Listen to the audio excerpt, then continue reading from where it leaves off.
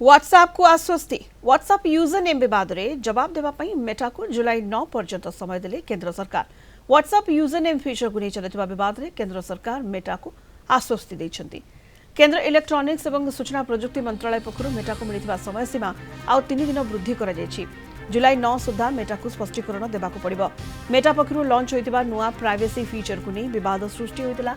WhatsApp निज official x handle रे post करी नुआ यूजर नेम फीचर नहीं सूचना देथिला। एही फीचर व्हाट्सएप यूजर्स को व्यक्तिगत सुरक्षा और गोपनीयता को आहुरी मजबूत करिबो बोली कहा जायथिला। एथिरे कहा सह कथा हेबा पई यूजर्स को निज पर्सनल फोन नंबर देबाक पड़िबो नाही।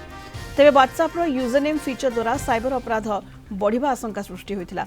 यूजर नेम फीचर जोगु टेलीग्राम आप रे इन्वेस्टमेंट स्कैम जनक नारे आउ जने अकाउंट करबा भली अपराध होतिबारु या साइबर पुलिस पई समस्या सृष्टि करिबो।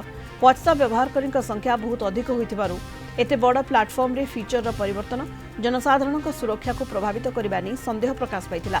तेबे एही फीचर केवल टेस्टिंग पर्यायर थिबा मेटा पक्षरु कहा जायतिला।